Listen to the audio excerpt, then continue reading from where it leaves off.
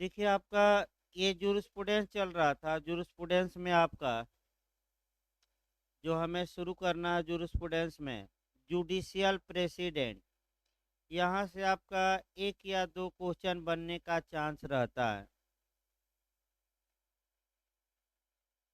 मान के चलिए कि एक या दो क्वेश्चन यहाँ से बनता है। और जब भी जुडिशियल प्रेसिडेंट आप पढ़ेंगे तो संविधान का भी सहारा लेना पड़ेगा। फिर आपका इंग्लैंड के थोड़ा संविधान का, इंग्लैंड का क्या का बैठिए इंग्लैंड के भी कानून का सहारा लेना पड़ेगा। फिर हाँ भाई, एक और सूचना है, कल जो टेस्ट हुआ था 3-4 आंसर उसमें गलत जान दिए गए हैं, उसको आज सुधार के हम भेज देंगे सोशल मीडिया पर। जल्दीबाजी में थोड़ा समय नहीं मिल पाया और तत्काल आपका आंसर बनाने में इन गलती भर दी गई है, तो उसको हम सुधरवा के भेज देंगे। देखिए आपका जो अंतर्राष्ट्रीय संगठन में भी थोड़ा सुधार किया जाएगा। एक दो क्वेश्चन आपका जो पूछा जा रहा है अंदर से थोड़ा जाकर पूछ रहा है, कुछ कोटेशन भी। तो आज से थोड़ा पढ़ाते समय आपका नोट्स में हल्का सा आप लोग को पढ़ाते समय नोट्स में थोड़ा बहुत कमी है, और जहाँ जहाँ कमी रहेगी हम बताएंगे। वहीं आपका जगह है, वहीं नोट करवा देंगे, नोट्स रखे रहिएगा। जैसे कि किसने आपका जैसे 7 सिद्धांत दिए गए हैं आपका सेक्शन 2 में। अब उसको ये आपका एक बार पूछा गया कि किसने इन सिद्धांतों को विश्व शांति का सिद्धांत कहा है। तो नोट्स में ये है, लेकिन हम बता नहीं पाए थे। हेंस केल्सन ने, यानी कि आपका इन सिद्धांतों को विश्व शांति के लिए बनाया गया सिद्धांत कहा है। तो ऐसे क्वेश्चन आपका दो चार आ रहे हैं, और प्रयास ये किया जाए भाई कि ज़्यादा से ज़्यादा क्वेश्चन अचीव हो, तो थोड़ा बहुत आज सुधार किया जाएगा। यानी कि 5% सुधार की हमें भी आवश्यकता है, और आज से ही वो सुधार आपको दिखाई देगा। जो फिर से हम सिद्धांत बता देंगे, कोई दिक्कत नहीं है साथों। उसमें जो टेक्निकल एक दो क्वेश्चन आ रहे हैं वो छूट गए थे। देखिए पहले तो जुडिशियल प्रेसिडेंट या न्यायिक निर्णय में आपको पढ़ना क्या है ये समझ लीजिए। जुडिशियल प्रेसिडेंट में आपका नेट में भी एक क्वेश्चन आता है, उसको भी हम बताएंगे आज। जुडिशियल प्रेसिडेंट या बिहार में जो पूछा गया था और राजस्थान में, इसको उर्दू में नज़ीर कहते हैं। नज़ीर का मतलब दृष्टांत, दृष्टांत का मतलब कि उदाहरण। उदाहरण का मतलब ये हुआ कि आपका इसको हिंदी में कहते हैं न्यायिक पूर्व निर्णय। यानी कि अगर किसी न्यायालय ने पहले से किसी तथ्य या विधि के बारे में एक बार निर्णय दिया है, और उस निर्णय में कुछ विधि या तथ्य के प्रिंसिपल या सिद्धांत बताए गए हैं, तो वह निर्णय जो नीचे के न्यायालय होते हैं उन पर बाध्यकारी होता है। इसका मतलब ये हुआ कि अगर नीचे के न्यायालयों में वैसे ही तथ्य आते हैं, वैसी ही समस्या आती है, तो ऊपर के न्यायालय उस समस्या पर पहले से क्या फैसला दिए हैं, उन फैसलों को मानने के लिए निचले न्यायालय बाध्य होते हैं। इसी को हम नज़ीर कहते हैं, या इसी को हम आपका कहते हैं न्यायिक पूर्व निर्णय या दृष्टांत। यानी कि उच्चतर न्यायालय द्वारा दिया गया एक ऐसा निर्णय जिसमें या तो तथ्य के बारे में, यानी कि फैक्ट के बारे में, या लॉ के बारे में कुछ प्रिंसिपल डिसाइड किए गए हो। तो फिर एक बार याद रखिए, सभी न्यायिक निर्णय पूर्व निर्णय का सृजन नहीं करते। तो कौन निर्णय करते हैं? जिसमें कि तथ्य या विधि के बारे में कुछ सिद्धांत या प्रिंसिपल क्या होते हैं, प्रतिपाद। क्योंकि हजारों निर्णय आ रहा है सुप्रीम कोर्ट हाई कोर्ट का, तो क्या वह जुडिशियल प्रेसिडेंट बन जाएगा? तो आपका जवाब रहेगा नहीं। तो कौन सा निर्णय बनेगा जिसमें कि भारत के उच्चतम न्यायालय या उच्च न्यायालय ने कुछ सिद्धांतों का वर्णन किया है, कुछ सिद्धांत प्रतिपादित किए हैं। केवल वही निर्णय जुडिशियल प्रेसिडेंट का काम करेंगे यानी कि न्यायिक पूर्व निर्णय का काम करेंगे, और जो सबॉर्डिनेट कोर्ट होगा वह कोर्ट उस निर्णय को मानने के लिए बाउंड होगा। अब इसी को आपका जो पहला क्वेश्चन बनता है कि ये जो नियम आया पूर्व निर्णय का, जो सिद्धांत हम माने विधि के स्रोत के रूप में तीसरा पढ़ रहे हैं, ये कहाँ की देन है, ये पहला क्वेश्चन आपका बनेगा। तो अगर ये पूछे कि इसका आधार क्या है, ये कहाँ की देन है, तो आप इंग्लैंड का कॉमन लॉ मानिएगा, यानी कि इंग्लैंड में जो न्यायालय है उसमें जो ऊपर के न्यायालय है उन न्यायालयों के निर्णयों को मानने के लिए आपका नीचे के न्यायालय बाध्य है। तो जो पहला क्वेश्चन आपका निकला कि जुडिशियल प्रेसिडेंट की उत्पत्ति किस देश में हुई या भारत में इसे किस देश से एडाप्ट किया गया है, तो आपका इंग्लैंड मारेंगे। और इंग्लैंड की अगर विधि पूछ ले कि स्टेचूटरी लॉ की कॉमन लॉ, तो आप कॉमन लॉ मारेंगे। कॉमन लॉ का मतलब कि इंग्लैंड की सामान्य विधि। सामान्य विधि का मतलब ये हुआ कि जो वहाँ की प्रथाओं, परंपराओं और रूढ़ियों पर आधारित विधि है। और स्टेचूटरी लॉ का मतलब ये हुआ कि जो इंग्लैंड की संसद ने कानून बना रखा है। तो दोनों में अंतर याद रखिए। जैसे कि टाट का भी आधार पूछा जाता है, तो वह स्टेचूटरी लॉ नहीं है, बिहार में कई बार आया है, वह भी क्या है, कॉमन लॉ। यानी कि इंग्लैंड में जो ट्रेडिशन है, जो कस्टम है, जो यूजेज हैं, उसी पर हम जो अपकृत विधि है आधारित है। पहला क्वेश्चन आपका। अब इसके लिए आपका निर्णय, अब देखिए पहले एक भूमिका देख लिया जाए कि हमें क्या क्या पढ़ना है। एक तो जुडिशियल प्रेसिडेंट की परिभाषा पढ़नी है कि आपका न्यायिक पूर्व निर्णय की किसने किसने क्या परिभाषा दी है। दूसरा जो हमें पढ़ना है वह किसी भी न्यायिक निर्णय में दो बातें होती है, एक आबिटर डिक्टा नहीं, एक रेशियो डेसेंडाई और एक आबिटर डिक्टा। यानी कि रेशियो डेसेंडाई का मतलब निर्णय आधार, और आपका दूसरा जो है आबिटर डिक्टा का मतलब इतरोक्त। ये दोनों हम बताएंगे। फिर न्यायिक पूर्व निर्णय का भारत में क्या रोल है, तो भारत में आपको एकदम सुप्रीम कोर्ट माने प्रिवी काउंसिल से उठाना है, और लेटेस्ट जो वर्तमान में संविधान के अनुच्छेद हैं उस पर गौर करना है। फिर आपका न्यायिक निर्णय के सिद्धांतों को देखना है। ज़्यादातर क्वेश्चन सिद्धांतों से भी बने हैं। न्यायिक निर्णय पर दो सिद्धांत हैं, एक घोषणात्मक थ्योरी यानी कि डिक्लेरेटरी थ्योरी, जिसमें ये हम दिखाएंगे कि न्यायाधीश केवल विधि की व्याख्या करते हैं, विधि का निर्माण नहीं करते। और इसके प्रतिपादक ब्लैक स्टोन है। इसकी आलोचना किसने की है, ये भी जे में पूछा है। दूसरा हम बताएंगे सृजनात्मक या निर्माणात्मक थ्योरी, जिसमें कि ये आपको बताया जाएगा कि न्यायाधीश केवल विधि की व्याख्या नहीं करते, बल्कि विधि की व्याख्या करते करते विधि का निर्माण भी कर देते हैं, यानी कि नए नए कानून बना देते हैं।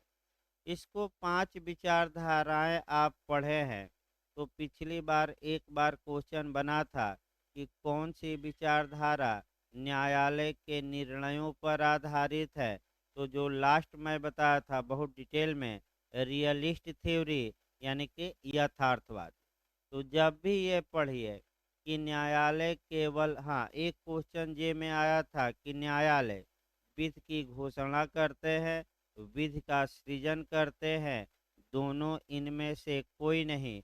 तो चूंकि दोनों के समर्थक विद्वान हैं तो आप दोनों मार कर आइए। यही आपको पढ़ना है। आइए एकदम शुरुआती दौर से हम चलते हैं। पहले भारत का नियम देखिए, और भारत के नियम से कौन कौन क्वेश्चन बने हैं वो भी हमें देखना है। और इसी में पढ़ते पढ़ते बिहार का भी दो चार क्वेश्चन आ जाएगा, जो पिछली बार भी पूछा गया है। एकदम भारत में हम शुरुआती दौर से भाई पढ़ा रहे हैं, यानी कि भारत में। आइए जहाँ तक भारत की बात है, जब अंग्रेज भारत में आए तो अंग्रेजों ने सर्वप्रथम भारत में, याद रखिए, सुप्रीम कोर्ट की स्थापना की। एकदम शुरुआती दौर से चलना है। 1773, यानी कि चार्टर एक्ट 1773 आया और अंग्रेजों ने ये लाया। और उसके तहत ये व्यवस्था थी कि भारत के कलकत्ते में एक सुप्रीम कोर्ट, यानी कि उच्चतम न्यायालय की स्थापना की जाएगी। तत्पश्चात इस एक्ट का सहारा लेकर 1774 में कलकत्ते में एक उच्चतम न्यायालय की स्थापना की गई। यानी कि किसकी स्थापना की गई? सुप्रीम कोर्ट की। तो ये भी आपका क्वेश्चन बना है कि उच्चतम न्यायालय की स्थापना किस आपका एक्ट के तहत की गई? तो आपका जवाब रहेगा रेगुलेटिंग एक्ट 1773। फिर सन जीएस में पूछा है कि किस सन में की गई, तो 1774 मार कर आइए। फिर पूछा गया है कहाँ की गई, तो आपका कलकत्ते में की गई। फिर एक क्वेश्चन बना है कि प्रथम मुख्य न्यायाधीश कौन था, तो Lord Elijah Impey. Lord Elijah Impey थे। ये जरूर याद करके जाइए, दो तीन बार क्वेश्चन आ चुका है। लॉर्ड एलिजा इम्पे जो थे, ये इसके प्रथम मुख्य न्यायाधीश बनाए गए। चलता रहा मामला, चलता रहा। कुछ समय बाद आपका इतिहास आ जाइए 1800 आपका 62। अब किस पर आ जाना है? 1862 पर। 1862 ईस्वी में जो सुप्रीम कोर्ट भारत में कलकत्ते में बना था, उसको समाप्त कर दिया गया। और 1862 ईस्वी में राज्यों में उच्च न्यायालय की स्थापना की गई। यानी कि सुप्रीम कोर्ट को अब क्या किया जा रहा है? समाप्त। और 1862 में किसकी स्थापना की गई? हाई कोर्ट की। तो फिर यहाँ क्वेश्चन बना है संविधान में कि हाई कोर्टों की स्थापना भारत में कब की गई, तो 1862 में। फिर आपका क्वेश्चन बना है कि कितनी जगह 1862 में उच्च न्यायालय की स्थापना की गई, तो तीन जगह। तीन जगह आपका मुंबई, कलकत्ता तथा मद्रास। फिर याद रखिएगा, मुंबई, कलकत्ता तथा मद्रास, इन तीन जगहों पर उच्च न्यायालय की स्थापना की गई। फिर आपका क्वेश्चन आता है कि इलाहाबाद हाई कोर्ट की स्थापना कब की गई? क्रम से हम एकदम चल रहे हैं 1866 में। यानी कि फिर एक बार यहाँ से देखिए, 1862 ईस्वी में, 1862 ईस्वी में भारत में तीन प्रेसिडेंसी नगरों में, यानी कि तीन वर्तमान में कहिए तो महानगर नगरों में, महानगर क्षेत्रों में आपका उच्च न्यायालय स्थापित किए गए अंग्रेजों द्वारा। और इलाहाबाद हाई कोर्ट की स्थापना पूछा जाता है, गलत न हो, 1866। ये कई बार आ चुका है क्वेश्चन। इलाहाबाद हाई कोर्ट की स्थापना 1866। चलता रहा मामला, चलता रहा। फिर आपका 1835 आ गया। यानी कि अब कौन सा क्रम हमें 1935 आ गया। 1900 जहाँ तक 35 की बात है 1935 में उच्च न्यायालय बने रहे, लेकिन पूरे भारत के लिए मैं बता रहा हूँ, एक अंग्रेजों ने भारत शासन अधिनियम 1935 के तहत एक आपका मने एक न्यायालय बनाया, जिसे फेडरल कोर्ट कहा गया या संघीय न्यायालय। तो अब क्वेश्चन बनता है कि संघीय न्यायालय की स्थापना या इंग्लिश में कहते हैं फेडरल कोर्ट की स्थापना किस कानून के तहत की गई?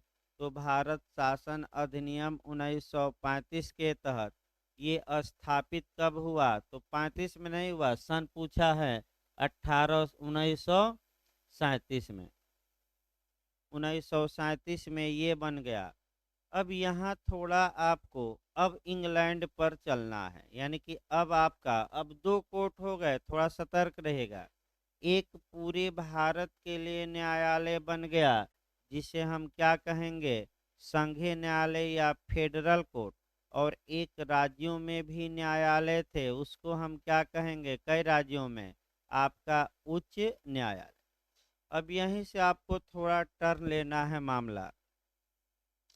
आइए, जब भारत स्वतंत्र नहीं था तो भारत के न्यायालय जो भी निर्णय देते थे उनकी अपील आपका इंग्लैंड के प्रीवी काउंसिल में होती थी। तो प्रीवी काउंसिल पर पहले आ जाइए, और तब आपका जो अगला क्वेश्चन बनेगा वह भारत शासन अधिनियम का अनुच्छेद 212 बनता है। यानी कि 212 कई बार बना, अब याद करना पड़ेगा, थोड़ा कठिन और बड़ा है ये चैप्टर। लेकिन फिर एक बार प्रयास करिए कि कोई बात छूटे ना। पहले प्रीवी काउंसिल का देखिए क्या है, और प्रीवी काउंसिल पर आपका क्वेश्चन बना भी था, और दो तीन आपका नियम भी जानना है। अभी पिछली बार बिहार में भी बना था। तो अच्छे से कंसेप्ट बनाइए, और रटने से अब नहीं होगा। ये सब बातें आपका दिमाग में एकदम आपका कंसेप्चुअल क्वेश्चन है सब। प्रीवी काउंसिल इंग्लैंड का न्यायालय था। यह करता क्या था, इसका मुख्य कार्य क्या था, पहले ये समझिए। इंग्लैंड के जितने उपनिवेश थे, यानी कि इंग्लैंड का जितने देशों पर शासन था, उन देशों के न्यायालयों द्वारा जो भी फैसले दिए जाते थे, तो सर्वोच्च अपीलीय अदालत आपका इंग्लैंड में बैठी प्रीवी काउंसिल थी। यानी कि अगर आप निर्णय से क्षुब्ध हैं, अपील करना चाहते हैं, तो आप इंग्लैंड में अपील कर सकते थे उस समय। और किस न्यायालय में कर सकते थे? पीसी या प्रीवी काउंसिल। अब प्रीवी काउंसिल के बारे में इंटरव्यू में भी पूछा गया है, सतर्क रहना है। प्रीवी काउंसिल नियमित न्यायालय नहीं थी। पहला क्वेश्चन, क्या प्रीवी काउंसिल न्यायालय थी? तो आपका जवाब रहेगा प्रीवी काउंसिल रेगुलर कोर्ट नहीं थी। तो प्रीवी काउंसिल क्या थी? तो चूंकि सरोज उस समय जो अपील की जाती थी इंग्लैंड के सम्राट के पास की जाती थी, तो प्रीवी काउंसिल जो होती थी वह केवल और केवल यह काम करती थी कि जो अपीलें उपनिवेशों से जाती थी उन अपीलों में वह सम्राट या राजा को सलाह देती थी। तो फिर एक बार याद रखिए, प्रीवी काउंसिल न्यायालय न होकर एक एडवाइजरी काउंसिल थी, एक सलाहकारी परिषद थी। ये क्वेश्चन आपका इंटरव्यू में भी पूछा गया है। अब आगे इसमें बढ़िए। क्योंकि प्रीवी काउंसिल एक सलाहकारी परिषद थी, तो इसका मुख्य कार्य क्या था? तो सम्राट के पास जो अपीलें उपनिवेशों से आती थी, प्रीवी काउंसिल सम्राट को उसमें एडवाइजरी देती थी, सलाह देती थी, और सम्राट उसी सलाह के अनुसार कार्य करता था। अतः अगला क्वेश्चन आपका यहाँ बनता है कि कौन सा ऐसा न्यायालय था जिसके केवल बहुमत के निर्णय, मेजॉरिटी के ही जजमेंट प्रकाशित होते थे? अल्पमत में किसने क्या कहा उसका कहीं उल्लेख नहीं होता था। तो अगला अटैक करना है कि इंग्लैंड में बैठी प्रिवी काउंसिल चूंकि न्यायालय न होकर एक सलाहकारी संस्था थी, अतः ऐसी कंडीशन में आपका प्रिवी काउंसिल के जो जज होते थे, जो राजा को सलाह देते थे, अगर मान लीजिए कि 15 जज हैं, 8 जज पक्ष में फैसला दिए और 7 जज विरोध में दिए, तो जो लोग विरोध में फैसला देते थे उनके फैसले कहीं न तो दिखाई देते थे और न ही कहीं प्रकाशित होते थे। तो क्यों अल्पमत के में दिए गए निर्णय प्रकाशित नहीं होते थे, इस पर अटैक करना है आपको।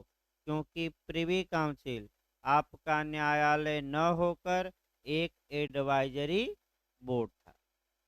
अब आइए जब अब आपको देखना है दो एंगल कि प्रीवी काउंसिल, अभी हम बताएंगे प्रीवी काउंसिल अभी समाप्त नहीं हुआ, 3-4 एंगल से अभी अनुच्छेदों से चलेगा।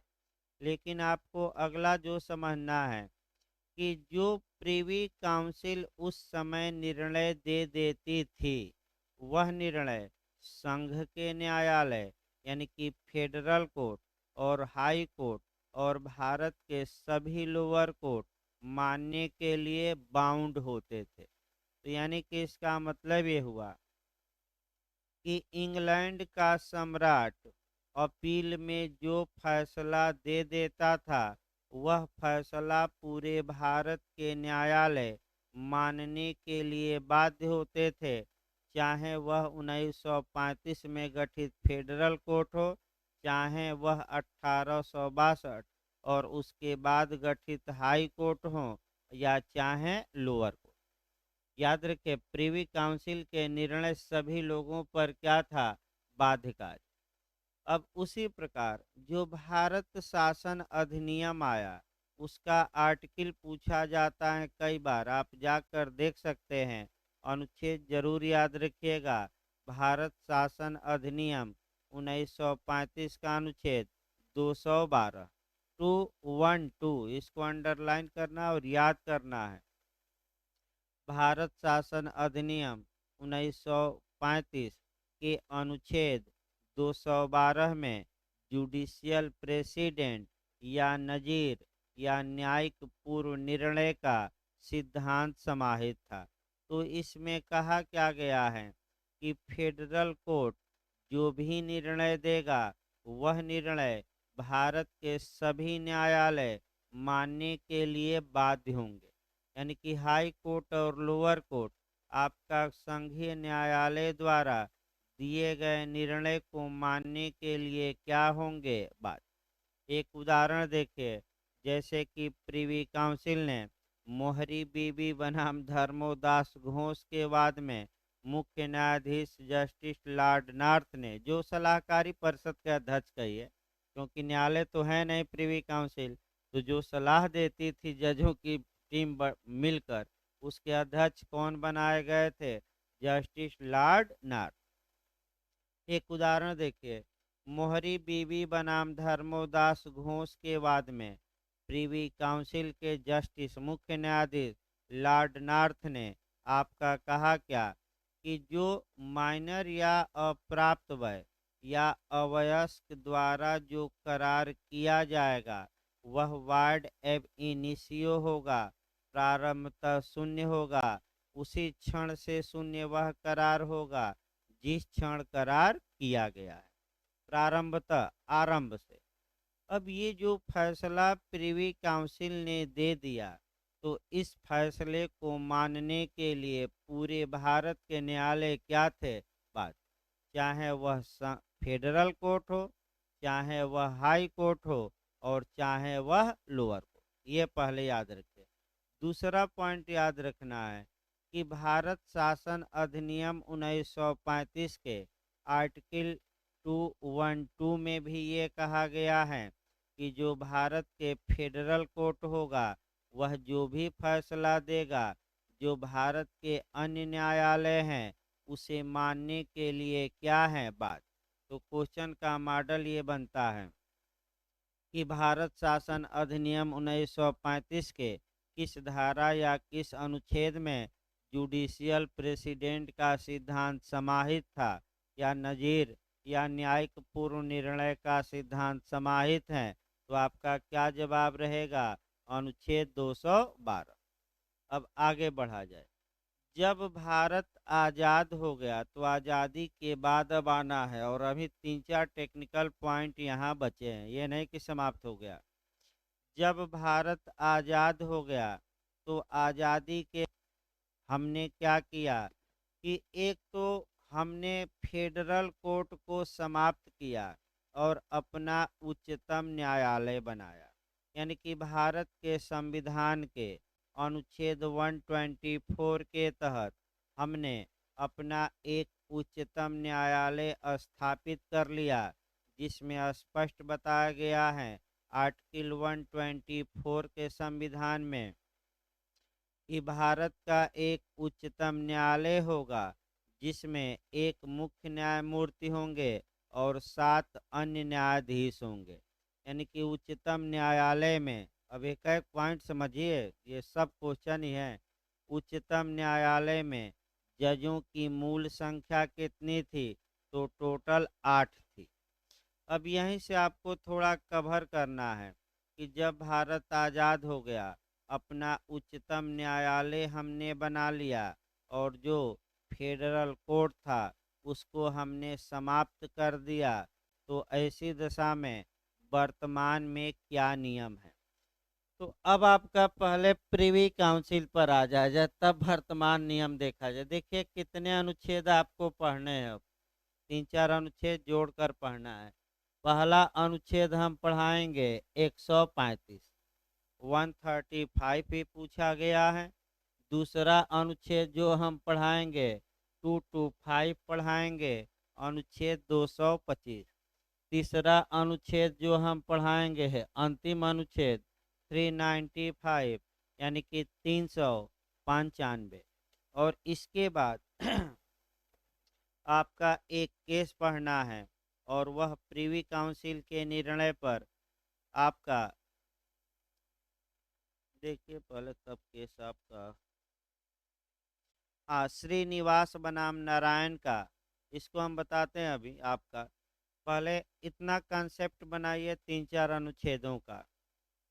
जब भारत आज़ाद हो गया तो पहले प्रीवी काउंसिल का मामला निपटा लिया जाए, तब फिर सुप्रीम कोर्ट और हाई कोर्ट पर आया जाए।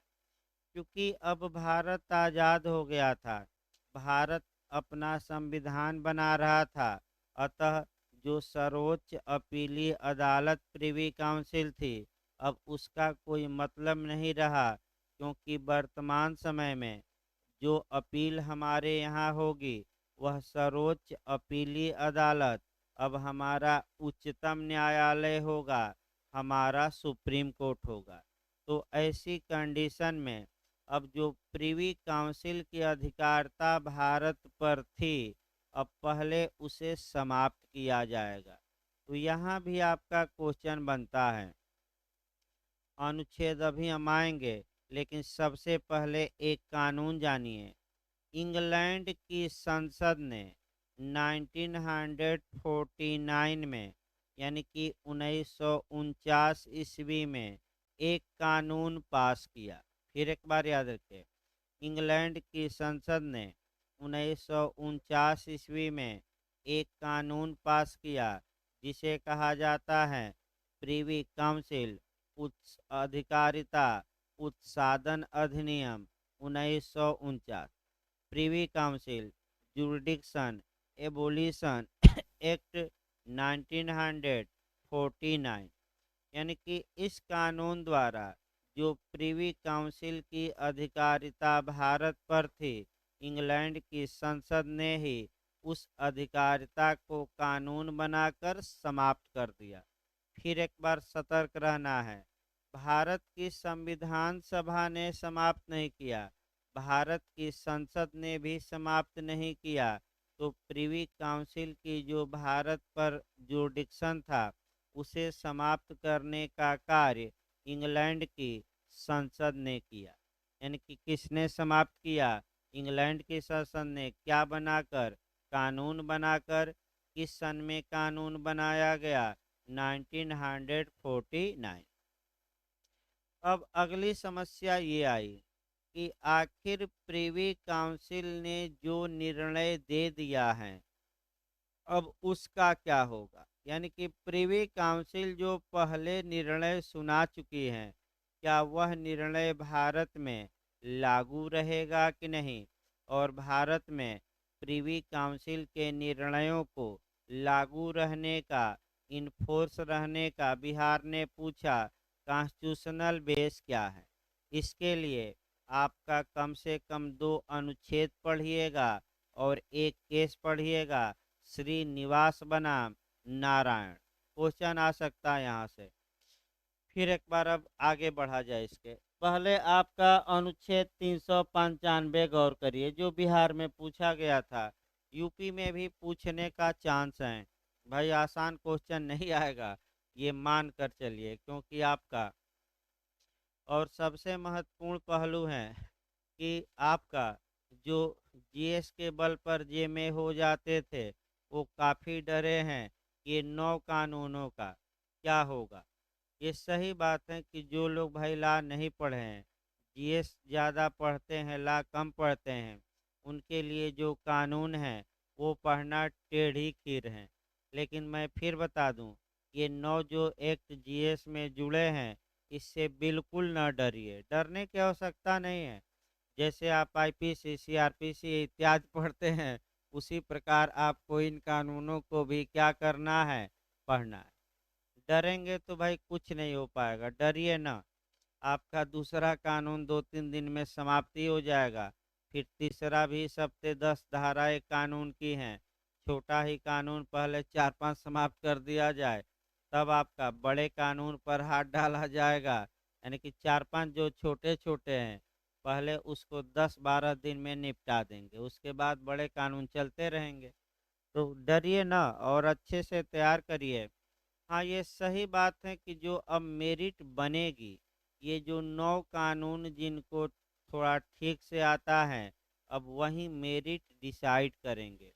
क्योंकि ला में आप लाख पढ़िए, 10 5 इधर उधर हो सकता है, लेकिन माइनर पर क्या करिए, विशेष ध्यान दीजिए। हमें लगता है कि संविधान और माइनर मिलके 50 से 60 नंबर जीएस में कवर करेंगे। कई लोग तो कह रहे हैं 80, लेकिन हमें लगता है कि 50 से 60 क्वेश्चन आना चाहिए, जो भी हो। और जो आपका इतिहास, भूगोल इत्यादि आता था, साइंस, उसमें क्या कर दी जाएगी, कटौती। क्योंकि इधर भी कम से कम 40-50 भी आए, तो आप ला वाले 50 क्वेश्चन तो कर ले जाएंगे जीएस में। उसके बाद अगर 50 भी और कर ले गए 40, तो हो जाएगा। तो फिर एक बार अच्छे से तैयार रखिए, क्योंकि एक एक क्वेश्चन महत्वपूर्ण है भाई। फिर एक बार आगे बढ़ा जाए। अब बिहार का जो मॉडल बना था उसको देखा जाए कि प्रीवी काउंसिल के निर्णयों को भारत में वर्तमान में लागू रहने, इन्फोर्स रहने, प्रवर्तित रहने या बने रहने का कॉन्स्टिट्यूशनल बेस क्या है, कौन सा आर्टिकल है, ये पूछा। तो आपका जवाब रहेगा जो अंतिम अनुच्छेद है, 395। न कोई पढ़ता है न पढ़ाता है, इसको छोड़कर लोग निकल जाते हैं। इसीलिए आपका रुक जाता है कंपटीशन में तमाम लोगों का। लेकिन ये भी पढ़ना है अच्छे से, इसको देखिए। देखिए आपका 395 निरसन है। अभी कुछ लोग नए जो लड़के रहते हैं समझते हैं कि अनुच्छेद ही समाप्त है। अनुच्छेद समाप्त नहीं है, मैं बता दूं। इस अनुच्छेद में निरसन या समाप्ति, द इंड दिया गया है। अर्थात इस अनुच्छेद द्वारा अंग्रेजों द्वारा बनाए गए कुछ कानूनों को हमारी संविधान सभा ने ही समाप्त कर दिया, या समाप्त कर दिया। यानी कि वे कानून भारत में अब लागू नहीं रहेंगे, इन्फोर्स नहीं रहेंगे, प्रवर्तित नहीं रहेंगे। तो यही आपका समझना है कि 2 कानूनों को तो निरसित किया गया, लेकिन एक कानून को निरसित नहीं किया गया। और उसी के कारण भारत में प्रीवी काउंसिल के निर्णय आज भी मैं बता दूं अप्लाई होते हैं। अब देखिए, पहला कानून जो निरसित किया गया, मैंने पढ़ना है भले भारत में लागू न हो, वह है भारत शासन अधिनियम 1935। और दूसरा भारतीय स्वतंत्रता अधिनियम 1947। ये दो कानून रिपील किए गए, लेकिन एक कानून स्पष्ट लिखा है बेयरेट में कि प्रिवी काउंसिल अधिकारिता उत्साधन अधिनियम, यानी कि privy council jurisdiction abolition act 1949 को हमारी संविधान सभा ने रिपील नहीं किया। यानी कि इंग्लैंड की संसद ने जो कानून 1949 में बनाया, उस कानून को भारत की संविधान सभा ने चूंकि रिपील नहीं किया, अतः इंग्लैंड के प्रीवी काउंसिल द्वारा दिए गए निर्णय भारत में 26 जनवरी 1950 के बाद भी बने रहे। ये याद रखिएगा। कौन सा अनुच्छेद है इसके लिए जिम्मेदार? 395। अब अगला एंगल देखिए।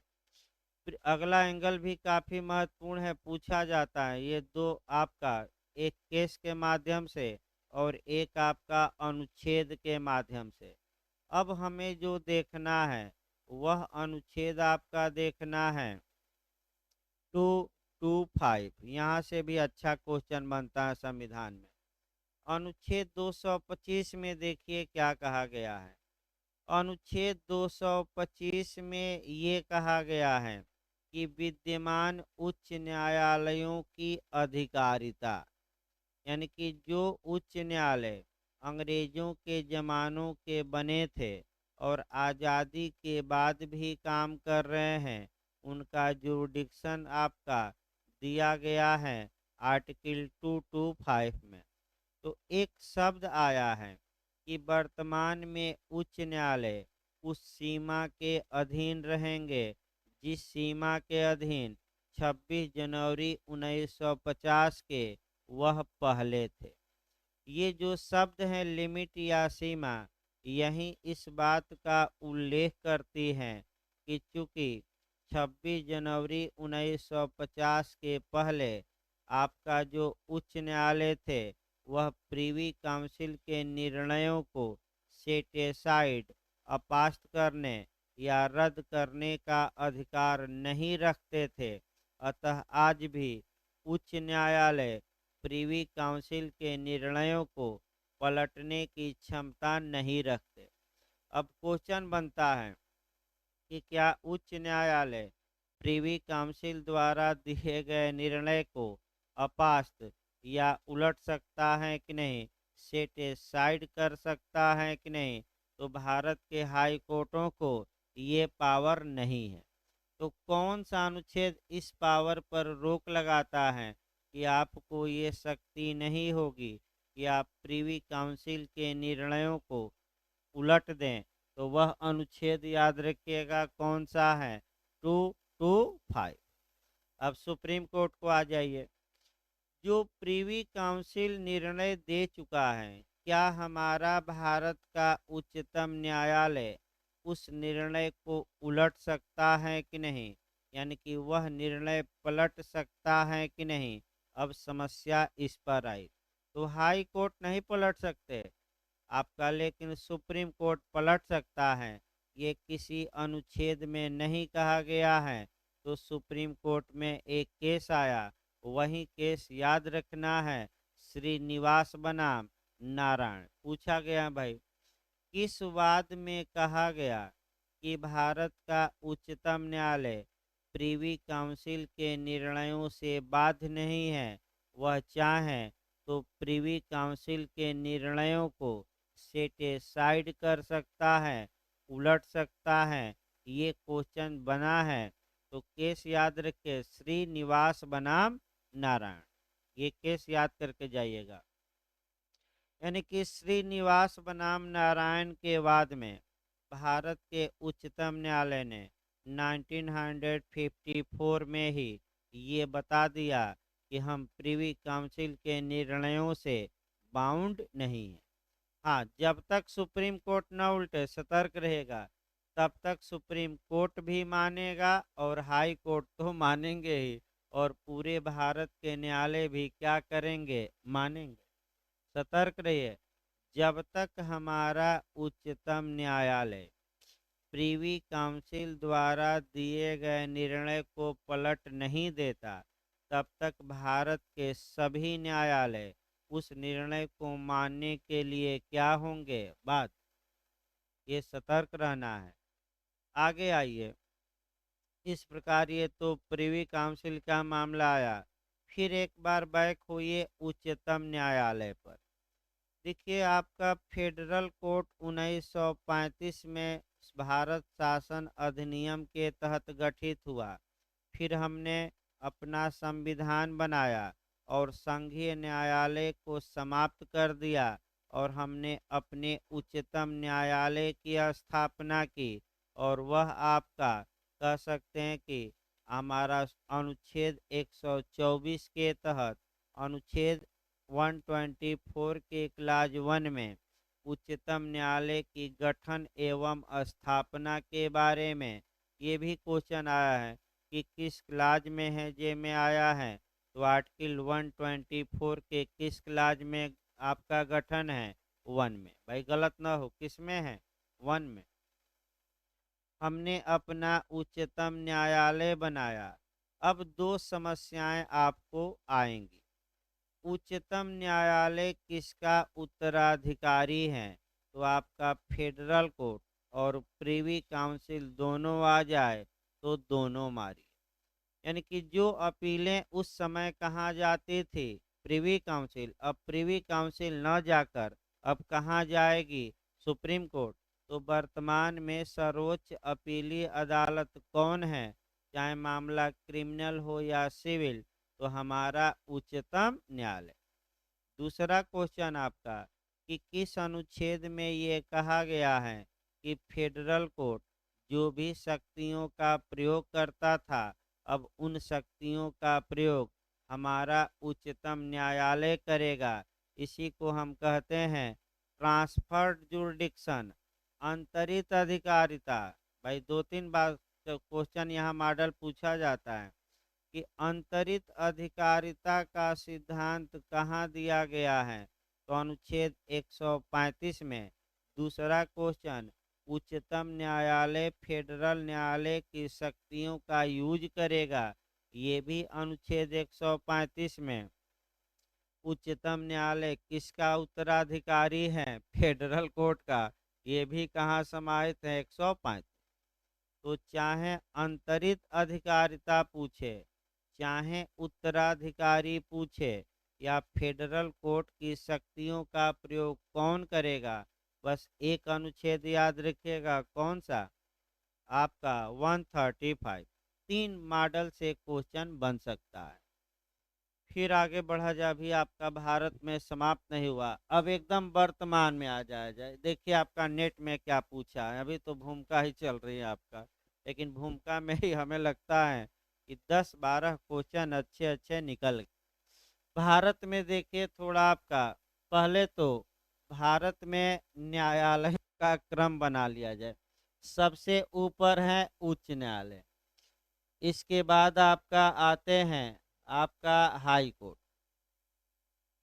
मैंने राज्यों में है ये हाई कोर्ट। इसके बाद आपका हाई कोर्ट के जो नीचे राज्यों में है वह सबऑर्डिनेट कोर्ट है, यानी कि अधीनस्थ न्यायालय। यहाँ से भी क्वेश्चन बना है आपका क्रिमिनल और सिविल में, हम बताएंगे।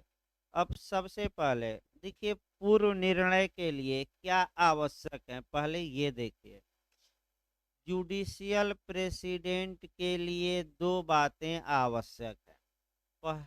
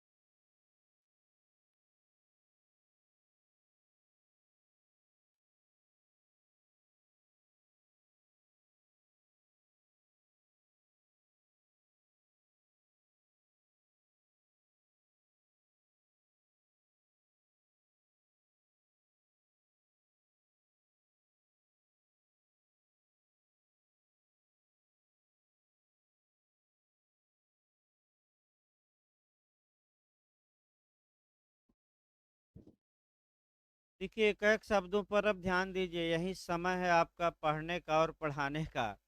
और इस समय आपका मैं बता दूँ, जो भी चीज़ें पढ़ाई जाती हैं, दिमाग स्थिर करके पढ़ना भी है, पढ़ाना भी है।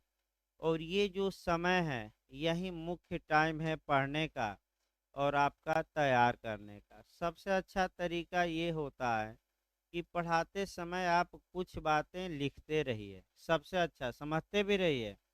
सबसे अच्छा नोट्स आपका जो आप बनाएँगे, हम तो देंगे उसमें कभी भी नोट्स पूर्ण नहीं रहेगा, कुछ न कुछ उसमें आपका कमी रहेगी। लेकिन सबसे अच्छा तरीका ये है कि लेक्चर देते समय जो अनुच्छेद बताया जाए, जो केस बताया जाए, शॉर्टकट में आप अपनी भाषा में उसको लिखिए। भले दूसरा ना समझे, केवल आप समझिए, भले दूसरा ना समझे उससे मतलब नहीं है।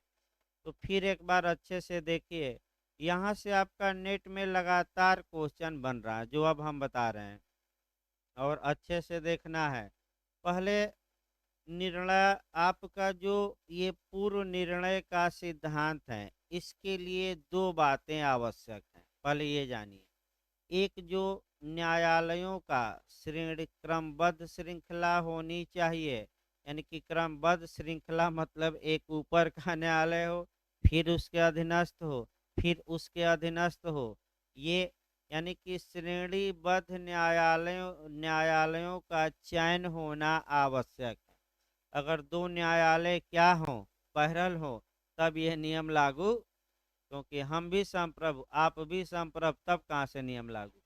तो एक न्यायालय बड़ा हो और उसके बाद क्या हो, छोटे। पहला नियम श्रेणीबद्ध। अभी हम भारत में तोड़ आपका बताएंगे। दूसरा ये है कि जो उच्चतर न्यायालय निर्णय दे रहे हैं, उन निर्णयों वह निर्णय लिखित में हो और उनका प्रकाशन हो। तो आप देखते हैं कि प्रकाशन पत्रिकाओं में होता है। तो सुप्रीम कोर्ट और हाई कोर्ट, सुप्रीम कोर्ट जो भी निर्णय देता है, आप जहां भी वकील के यहाँ जाइए, तो एआईआर, ऑल इंडिया रिपोर्टर की किताब रहेगी। तो आप वो जो किताब रहेगी, वह फिर याद रखिए, उच्चतम न्यायालय ने जिस सन में जो भी महत्वपूर्ण निर्णय दिए हैं, वे निर्णय उसी पत्रिका में मुख्य रूप से क्या है, छपते हैं। और भी पत्रिकाएं हैं, जैसे सुप्रीम कोर्ट जजमेंट टुडे हो गई, आपका भारत सरकार छपवाती है, तमाम प्राइवेट एजेंसियां छापती हैं।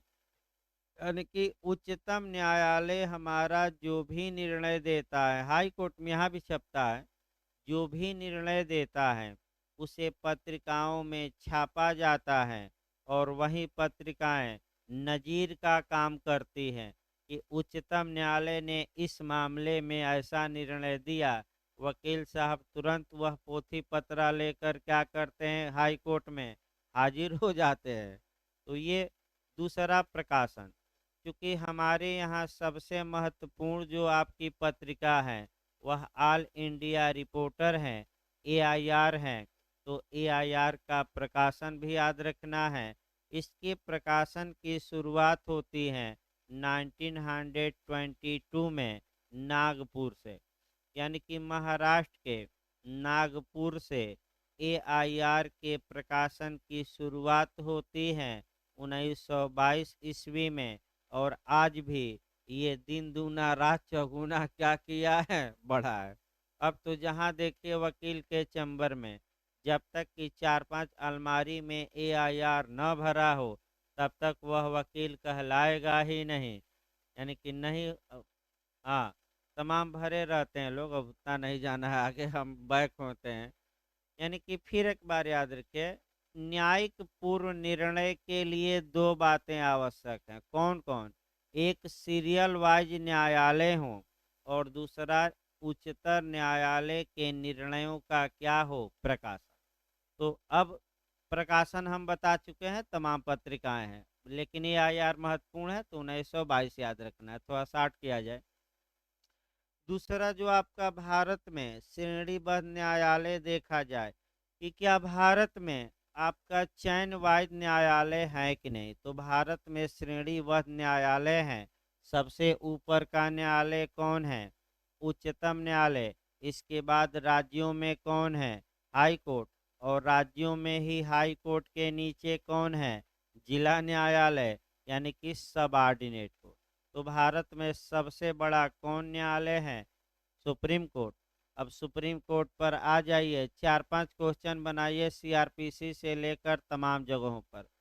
अब देखिए कैसे कैसे क्वेश्चन बना है संविधान में भी।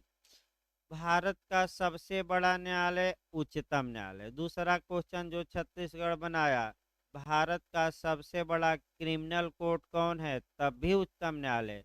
भारत का सबसे बड़ा सिविल न्यायालय पूछे, तब भी उच्चतम न्यायालय।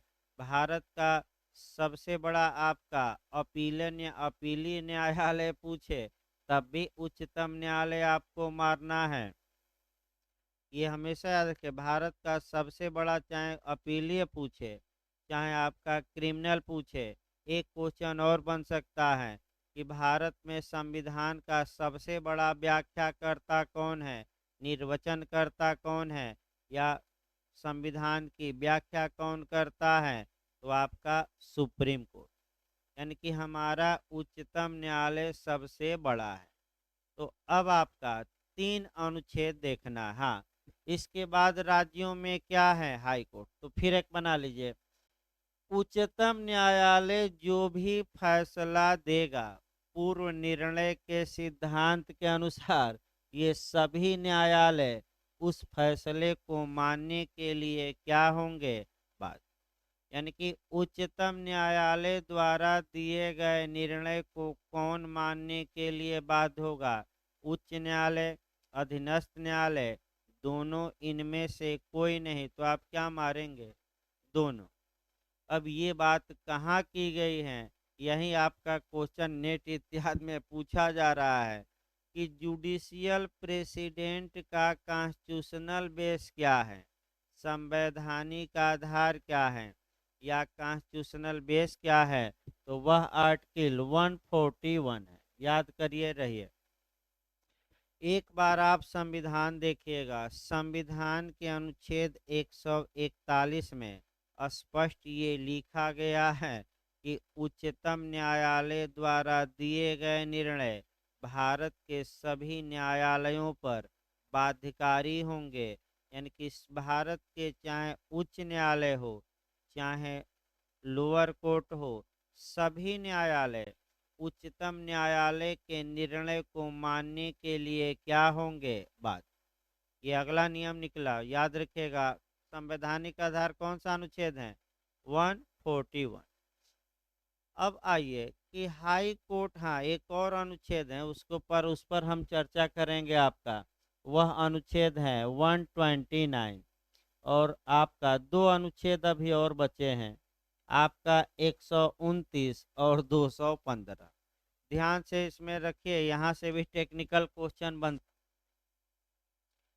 पहले कोर्ट ऑफ रिकॉर्ड समझिए, उसके बाद ये दोनों अनुच्छेद बताया जाए। कोर्ट ऑफ रिकॉर्ड का मतलब होता है अभिलेख न्यायालय, हिंदी में कहते हैं। एक बार यूपीजे में ये क्वेश्चन बना है कि कोर्ट ऑफ रिकॉर्ड का मतलब क्या होता है? तो कोर्ट ऑफ रिकॉर्ड का दो मतलब होता है। यानी कि अगर कहीं लिखा रहे कि यह न्यायालय अभिलेख न्यायालय होगा, कोर्ट ऑफ रिकॉर्ड होगा, तो जैसे ही कोर्ट ऑफ रिकॉर्ड लिखा रहे तो मैं बता दूं, आप 2 एंगल से पढ़िएगा। पहला एंगल ये रहेगा कि उस न्यायालय को अपने कंटेम्प्ट या अवमान के लिए दंड देने की शक्ति होती है।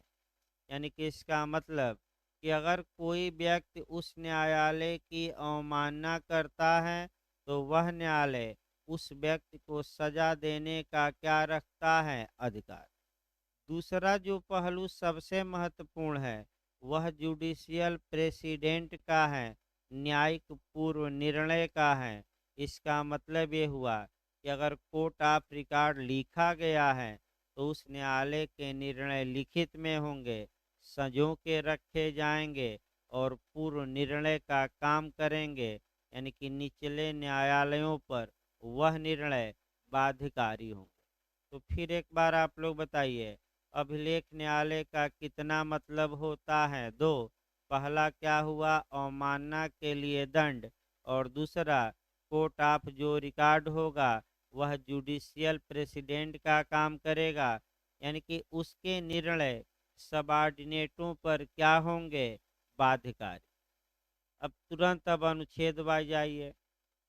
उच्चतम न्यायालय कोर्ट ऑफ रिकॉर्ड होगा, ये किस आर्टिकल में स्पष्ट रूप से लिखा गया है, 129 में।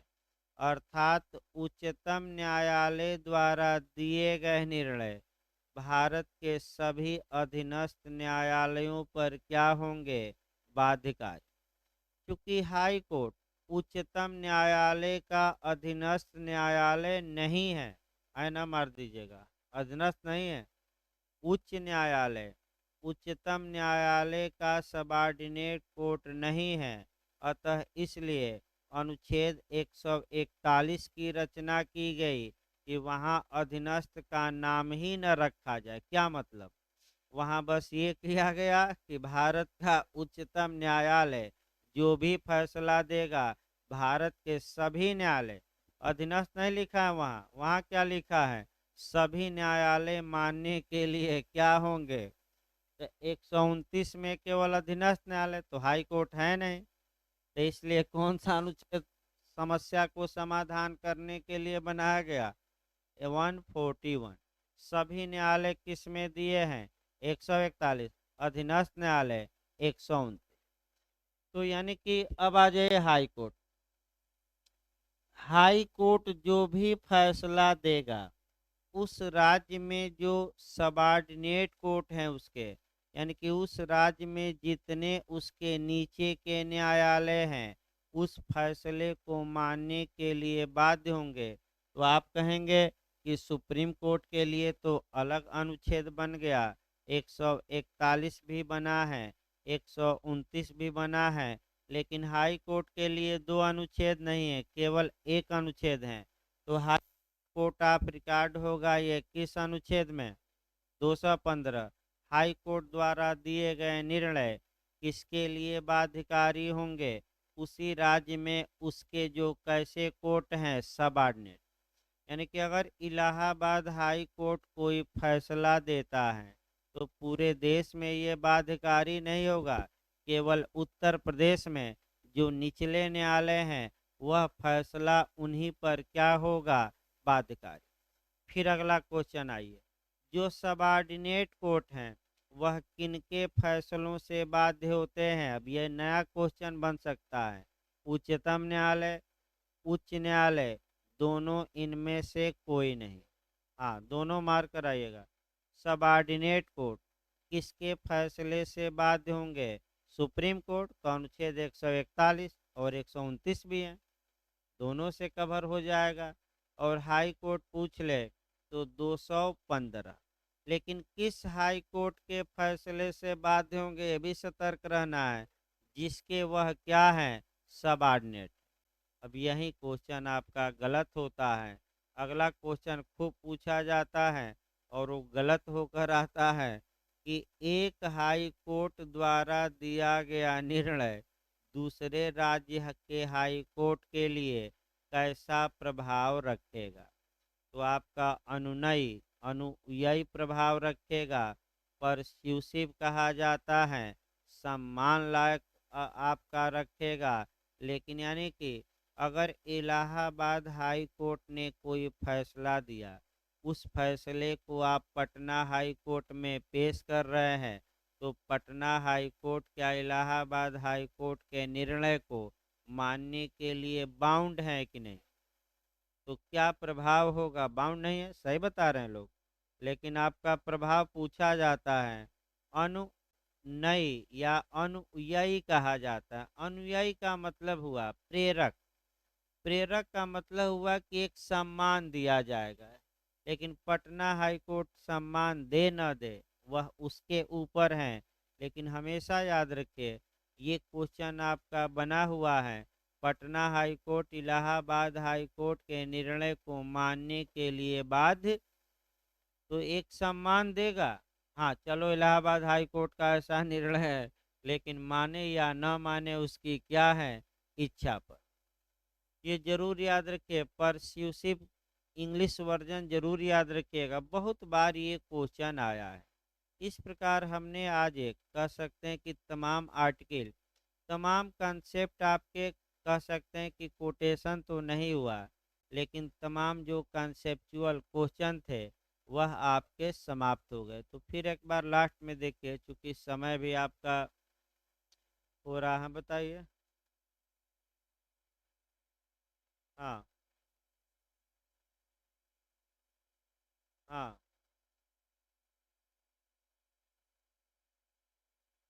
हम्म। नहीं नहीं, भले वह जज दिया हो, मानने के लिए बात नहीं है। मानने के लिए भले वही जज पटना हाई कोर्ट में वैसा ही निर्णय दिया हो सेम तथ्य पर, लेकिन जब वह इलाहाबाद हाई कोर्ट में आ गया तो उसी तथ्य पर भिन्न निर्णय दे सकता है, क्योंकि एक हाई कोर्ट भले वही जज हो, उससे मतलब नहीं है, क्योंकि एक जज द्वारा, एक हाई कोर्ट द्वारा दिया गया निर्णय दूसरे पर केवल प्रेरक का काम करेगा, सम्मान का बाध्यकारी नहीं होगा। दो चार लाइन और देखिए तब ब्रेक दिया जाए। क्वेश्चन और आपका बचा रह गया कि उच्चतम न्यायालय क्या अपने निर्णय से बाउंड है कि नहीं, ये क्वेश्चन एक आता है। तो बंगाल इम्यूनिटी का केस याद रखिएगा, यानी कि बंगाल इम्यूनिटी कंपनी का केस यही आपका पूछा जाता है। देखिए पूरा नाम हम बता दे रहे हैं, बहुत ये भी आपका क्वेश्चन। बंगाल इम्यूनिटी कंपनी बनाम स्टेट ऑफ बिहार, ये 1955 का है। बंगाल इम्यूनिटी कंपनी बनाम स्टेट ऑफ बिहार, बहुत अच्छा क्वेश्चन यहाँ बनता है आपका, अच्छा क्वेश्चन बनता है। देखिए आपका श्रीनिवास बनाम पहले नारायण, दो के सब इधर याद रखिए। श्रीनिवास बनाम नारायण के बाद में हमने बताया कि उच्चतम न्यायालय प्रीवी काउंसिल के निर्णय को मानने के लिए बाध्य नहीं है, चाहे तो क्या कर सकता है, पलट सकता है। अब समस्या ये आया कि अगर उच्चतम न्यायालय ही कोई पूर्ववर्ती निर्णय दिया है तो क्या वह अपने पूर्ववर्ती निर्णय को सेट एसाइड, अपास्त करने का हक रखता है कि नहीं, तो रखता है। और ये सर्वप्रथम किस केस में डिसीजन आया, वही केस याद करके जाइए, बंगाल इम्यूनिटी कंपनी बनाम बिहार राज्य। तो 2-3 मिनट कब कब पलटा, कब कब नहीं पलटा, पलटने के लिए एक और याद रखिए, जजों की संख्या अधिक होनी चाहिए, यानी कि 5 जज कोई फैसला दिए हैं तो पलटने के लिए कम से कम अब कितने जजों की पीठ बनेगी, 6 या 7 या 8 या 9, मैंने उससे अधिक जज होने चाहिए। जैसे कम नहीं, बराबर नहीं, बराबर भी नहीं। अगर 4 जजों ने फैसला दिया है तो पलटना है तो कम से कम 5 जज, 5 ने दिया है तो कम से कम क्या, 6, ऐसे चलेगा। यानी कि समान जज या उससे कम संख्या में जज पूर्ववर्ती निर्णय को पलटने का अधिकार। तो एक बार फिर एक बार, आप संविधान में संशोधन पढ़ाया भी गया था, लास्ट में एक बार फिर आइए। सबसे पहला केस आता है शंकरी प्रसाद, फिर आपका सज्जन सिंह, इन दोनों में दिए गए निर्णय को पलटा गया गोलकनाथ में, जिसमें 11 जजों की पीठ थी। अब 11 जजों की पीठ गोलकनाथ थी और गोलकनाथ के ही निर्णय को पलटना है, तब तो भाई पीठ की संख्या, जजों की संख्या क्या होगी, अधिक। तो 13 रखा गया केशवानंद भारती, और गोलकनाथ के निर्णय को क्या किया गया, अगर केशवानंद भारती के बाद को पलटना है तो अब विषम बनते हैं कि ताकि विवाद ना हो। तो भाई 13 से अधिक 14, कम से कम 14, लेकिन जो व्यवहारिक में विषम में रखा जाता है ताकि मत बराबर न हो, तो आपका 15। यानी कि अगर केशवानंद भारती के केस को पलटना है तो 13 से अधिक जजों का होना उस बेंच में क्या है, अनवरत।